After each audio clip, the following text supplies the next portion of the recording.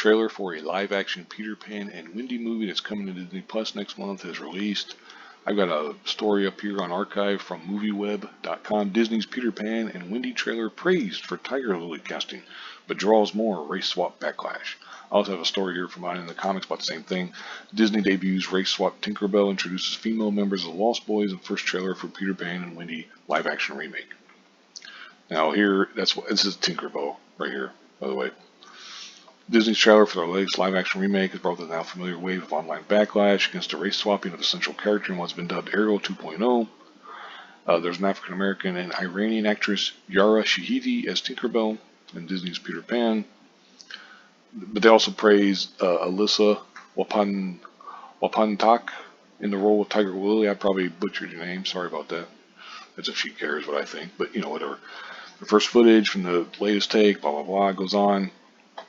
Here's some people talking about, which number one, real quick, I'm going to bring up something that, actually, I'll just let it keep going. Black Tinkerbell, Black Little Mermaid, Brown Snow White, some writers of Disney, should we make original characters and original scripts instead? Now let's spend millions of cash in redoing old animation to live action. I'd largely agree with that. I do think that there needs to be an element of, they have these characters that they want to race swap. But it's like, what's the point? Because the next time they do Tinkerbell, they're more than likely going to do her white, because this movie's not going to do well. This movie's, it's going to be criticized. It's probably not all that good. That's why it's coming to Disney Plus for one, instead of actually going to theaters.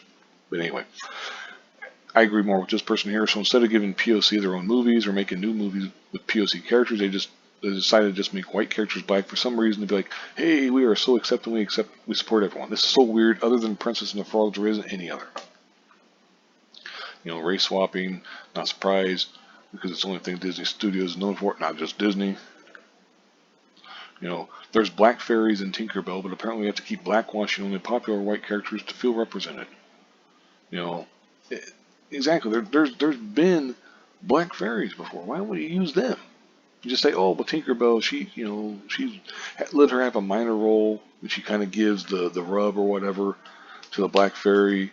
I'm not sure what her name is, because I'm not really a Peter Pan fan, that kind of. But yeah, by 2030, every Disney character will be black, even when they shouldn't. And then they praise the Tiger Lily casting, which racist. One of the previously called one of the most racist characters, and stereotypical depiction of the time. Even have their own song to sing, the natives in Neverland, basically. What makes the red man red? Move over to the Bound in the Comic story real quick. Coming as no surprise, and Arrow and Disney has gone all in on bastardizing their original animated classics on the altar of contemporary revisionism. First trailer, blah, blah, blah, they made a bunch of differences. Live action reimagining. Peter Pan will retell the story. Which, of course, Wendy's going to kick some ass, too. Because, Lord forbid we actually have a female character who's not the main action hero or whatever. But anyway. Wendy is, basically talking about, the catching begins with the young Wendy washing up on the shores of Neverland, visibly confused by her new surroundings. Eventually finding her bearings, she's next seen charging up a nearby hill, ostensibly in search of help. However, rather than any sort of adult, upon reaching the summit, the young girl instead encounters a group of raggedy-dressed nomads. As Wendy begins to inquire of the group's leader, "Are you?" the young boy in turn confirms that they are in fact the Lost Boys. Every last one of us. Adds a young female member of the group.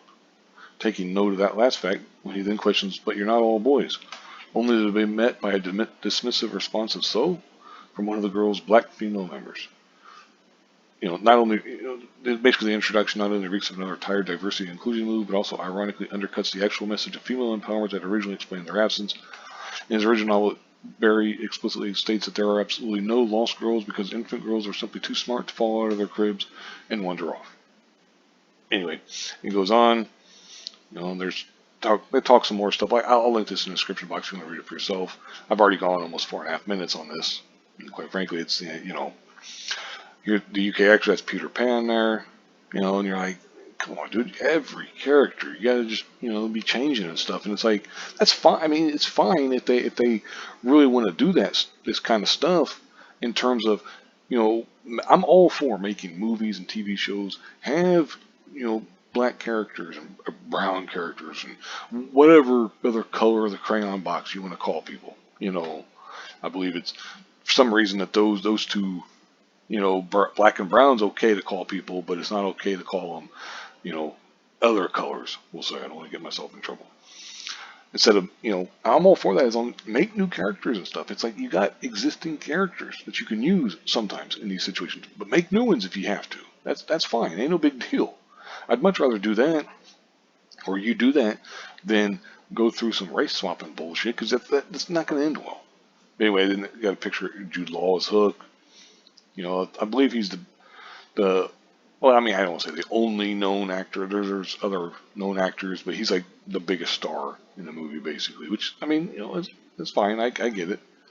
You know, you want your villain to have a well-known name. I'm not sure how many people would like recognize him right off the bat. Maybe they will, though. I don't know.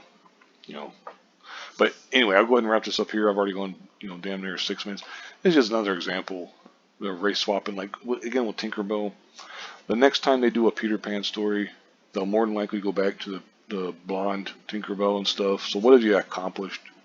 Whereas if they had taken the black fairy and actually used her, and created her, like fleshed her story out more, I should say, maybe she would be a bigger deal. That would actually be accomplishing something. But nope, you just want to do this bullshit. So whatever. I'm sure the movie won't do all that well. I don't know. Maybe we'll see. But it'd probably be like that Pinocchio movie. Wasn't considered very good. But like I said, we'll have to wait and see. Thank you very much for watching, and have a good one.